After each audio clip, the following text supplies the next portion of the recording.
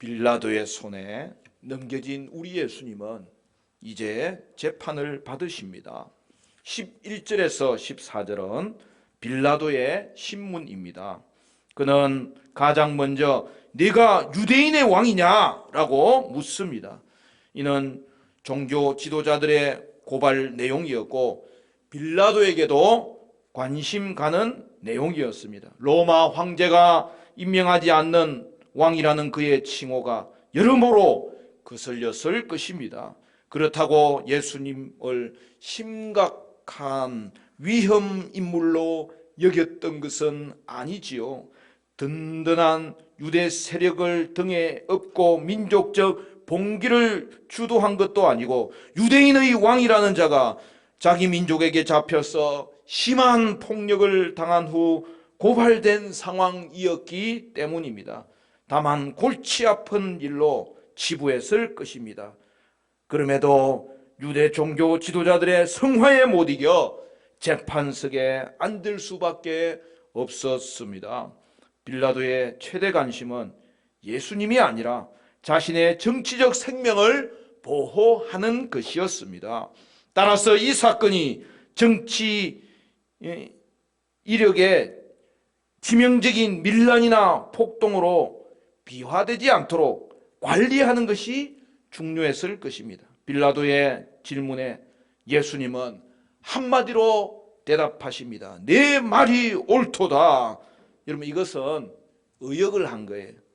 이전에도 예수님은 동일한 대답으로 말씀하신 적이 있는데 직역하면 네가 말하였도다 라고 대답하신 거예요. 일부는 맞고 일부는 맞지 않다고 대답하신 거예요. 이어서 고발자들의 고소 내용이 낭독됩니다. 유대인의 왕과 관련된 내용이었을 것으로 보입니다. 몇 시간 전 공회원 앞에서도 그러셨듯이 이에 대하여 우리 예수님은 침묵하셨습니다. 모든 내용은 일방적이었고 예수님을 사형으로 몰고 가는 불리한 증거들이었습니다. 내용을 들은 빌라도가 답답한 나머지 예수님에게 저들이 말하는 모든 내용이 네게 불리할 뿐인데 어찌 말이 없느냐라고 물었습니다. 빌라도의 질문에 작은 호의가 묻어 있음을 볼 수 있습니다. 너무 일방적으로 밀리는 예수님에게 변호의 기회를 주고 싶었던 것이죠. 그러나 그 기회마저 침묵으로 넘겨버리는 예수님을 보고 빌라도는 깜짝 놀랍니다. 예수님은 침묵을 통해서 자신의 운명을 수용하고 계신 것이죠. 예수님의 침묵은 체념이 아니에요. 도리어 하나님의 뜻을 이루어 가시는 가장 훌륭하고 적극적인 대답을 하고 있었던 것입니다. 십자가 사건은 종교 지도자들이나 빌라도가 주도하는 것이 아니라 예수께서 친히 주도하면서 앞으로 전진하고 계셨습니다. 빌라도는 조롱하듯이 예수님께 고소된 내용을 확인하기 위하여 네가 유대인의 왕이냐라고 물었습니다. 그에게 예수님은 결코 위험한 존재가 아니었습니다. 예수님을 경계한 것은 유대 종교 지도자들이었습니다. 그런데도 예수님은 네가 말하였도다라고 대답합니다. 이것은 시인하는 것이면서 동시에 시인하지 않는 것이죠. 빌라도가 생각한 유대인의 왕이라는 개념과 예수님이 생각한 개념이 달랐습니다. 예수님은 단지 유대인들만의 왕이 아니요 유대인을 통해서 이 땅에 오신 왕이지만 모든 시대 모든 민족의 왕이신 거죠. 따라서 빌라도가 한 말은 표면적으로는 맞지만 실제적으로는 맞지 않았습니다. 그러니 이것은 시인이면서도 동시에 부인인 것이죠. 예수님은 온 세상을 위한 참된 왕, 구속주로 이 땅에 오셨던 것입니다. 여러분, 이것이 오늘 이 새벽에 우리의 여러분 고백입니다. 이것이 또한 우리의 간증이지 않습니까? 15절부터 18절은 예수님과 바라바입니다. 여러분, 오늘 본문에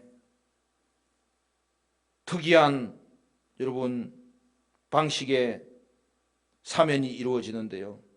당시에도 특별 사면 제도가 있었습니다. 사면은 대상을 위해서라기보다는 다분히 민심 잡기용으로 총독들이 사용했습니다.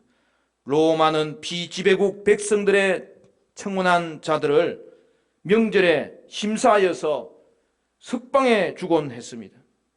더욱이 당시 빌라도에 대한 유대인들의 비호감이 만만치 않았기에 빌라도는 이번 명절을 통해서 여론 반등을 위해 사면을 꼭 행사해야 했습니다. 대상자로 거론된 인물은 누구죠?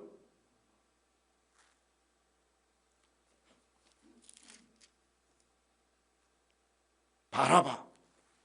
바나바라고 하면 안 돼요. 바라바. 예, 바라바가 등장합니다. 여러분, 바라바의 뜻은 아버지의 아들이라는 뜻이에요. 그런데 이번에는 사면이 특이한 방식으로 진행된 것이 한 사람을 사면할지 의견을 물은 것이 아니고 두 사람 중에 누구를 사면할지에 대해서 의견을 구한 거죠. 그렇죠? 아버지의 아들을 사면할지 하나님의 아들을 사면할지를 묻는 것입니다. 여러분, 어떤 사본에는 바라바라는 이름 앞에 또 다른 이름이 하나 쓰여져 있는 사본도 있어요. 예수 바라바라고 되어 있는 사본들도 있어요. 왜 이런 일이 일어났을까? 여러분, 예수는 구원자라는 뜻 아닙니까? 그럼 당시 유대 남자 이름 중에 흔한 이름이 예수예요. 저들의 소망이 이 땅에 구원자가 일어나기를 소망했기 때문에 그 이름으로 하나님의 축복을 바라는 이름이 예수예요. 나중에 예수님이 믿음의 대상이 되면서 바라바 앞에 예수를 빼버리고 필사했을 가능성이 크다는 거죠. 결국 예수 바라바가 등장하고 그리고 예수님 자신이 사면 대상에 동시에 올려진 것입니다. 즉 아버지의 아들인 예수인지 하나님의 아들인 예수인지를 선택하라는 거예요. 마태는 바라바를 뭐라고 이야기했죠? 유명한 죄수다, 그렇게 이야기하는 거예요. 여기서 유명하다는 말은 긍정적으로 표현하는 거예요. 바라바는 칼과 폭력을 통해 로마로부터 민족을 구원하려 했던 유명한 독립투사였던 거예요. 이는 예수님이 이루려는 구원과 정확히 반대되는 방식이었습니다. 여러분, 유명한 투사라도 그 인물이 중요한 인물이겠지만 그에게도 가장 중요한 것은 그의 영혼이 구원받아야 된다는 사실이죠. 예수님과 바라바는 양극단의 인물입니다. 하여튼 종교 지도자들과 유대 무리는 이 둘 중 한 사람을 선택해야 했습니다. 그런데 유대인들은 하나님의 아들 구원자를 대적하고 사람의 아들 구원자를 택하게 됩니다. 여러분, 사람의 아들이 아무리 위대하더라도 그가 어떻게 우리를 구원할 수 있어요? 오직 하나님의 아들만이 우리를 구원할 수 있습니다. 빌라도의 정치적 판단은 날카로워 보입니다. 특별히 그는 예수님이 종교 지도자들의 시기로 넘겨졌다는 사실을 잘 알고 있었습니다. 그는 예수님에게서 죄를 찾지 못했고 무기력하고 정치적이지 않은 예수님이 무고히 이 자리에 넘겨진 것이 종교 지도자들의 시기심 때문임을 간파했던 거죠. 무리는 어떤 자들입니까? 선동된 자들이었습니다. 따라서 이 둘을 사면 대상에 올리면 무리가 누구를 선택할지는 자명한 일이었습니다. 이제 마지막으로 소달락 19절부터 26절은 빌라도의 재판입니다. 재판이 한창 진행 중에 약간의 돌발 상황이 발생합니다. 한 메시지가 빌라도의 아내로부터 빌라도에게 전달되었습니다. 19절 말씀 우리 같이 읽겠습니다. 19절 다 같이 시작. 총독이 재판석에 앉았을 때에 그의 아내가 사람을 보내어 이르되 저 옳은 사람에게 아무 상관도 하지 마옵소서. 오늘 꿈에 내가 그 사람으로 인하여 애를 많이 태웠나이다 하더라. 여러분, 사건의 흐름상 굳이 소개되지 않아도 지장이 없을 이야기가 왜 갑자기 등장할까요? 빌라도의 아내는 예수님을 옳은 사람이라고 이야기합니다. 그래서 빌라도가 그에게 잘못을 가하지 않기를 바라면서 오늘 꿈에 그 사람으로 인하여 애를 많이 태웠다는 이야기를 전한 것이죠. 빌라도 아내의 꿈이 벼랑간 등장한 것은 여러분, 당시에는 성경이 아직 완성되지 않았으므로 꿈이 계시 역할을 일부분 하고 있었음을 생각할 때에 작금의 사태는 하나님을 거스르는 일이며 예수님은 의로운 자라는 것을 반증합니다. 빌라도의 주저하는 태도를 볼 때, 그 아내의 특별히 이 꿈을 볼 때에 예수님의 무고함에 대한 추가적인 증거가 계속 나오고 있는 거예요. 그러나 결국 빌라도는 종교 지도자들에게 자극된 무리들의 선동에 굴복하여 예수님을 십자가형에 넘겨줍니다. 차라리 그 시대에 빌라도가 아니라 빌라도의 아내가 총독이었다면 어떤 일이 일어났겠습니까? 오늘 이 시대는 권력이 중요한 게 아니에요. 권력보다 더 중요한 누가 권위자이냐는 것이죠. 이 땅의 모든 권력은 하나님이 세우신 거예요.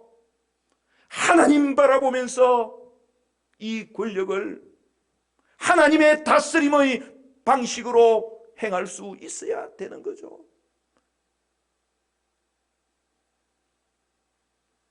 사랑하는 성도 여러분,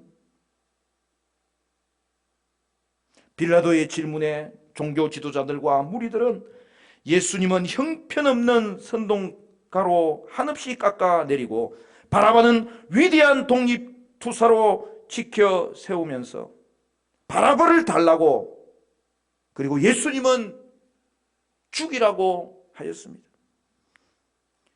빌라도가 다시 한번 둘 중 누구를 풀어주기 원하느냐 물을 때에 일제히 바라바를 외쳤습니다.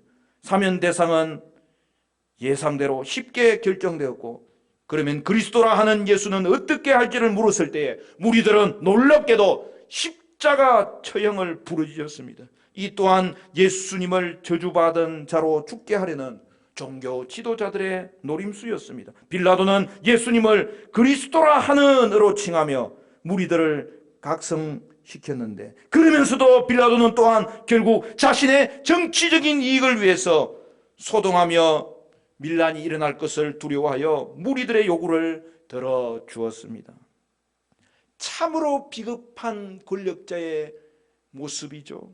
빌라도는 재판에서 최종적인 권위를 가졌지만 자신의 정치적 입지를 위해서 예수님을 죽음에 내어준 자입니다. 책임을 면하고 민심만 얻으면 그만이었습니다. 하지만 예수님의 피에 자신이 연루되고 싶지는 않았던 모양입니다. 정치적으로 일거양득의 수를 선택합니다. 무리 앞에서 손을 씻는 의식을 통해서 이 사람의 피에 대해서 나는 무죄하며 너희가 당하라 라고 말합니다. 결국 이 말에 무리는 더욱 환호성을 지르면서 그 피를 우리와 우리 자손에게 돌리라고 말했습니다. 빌라도는 바라바는 놓아주고 예수님은 십자가 처형에 넘겨주었습니다.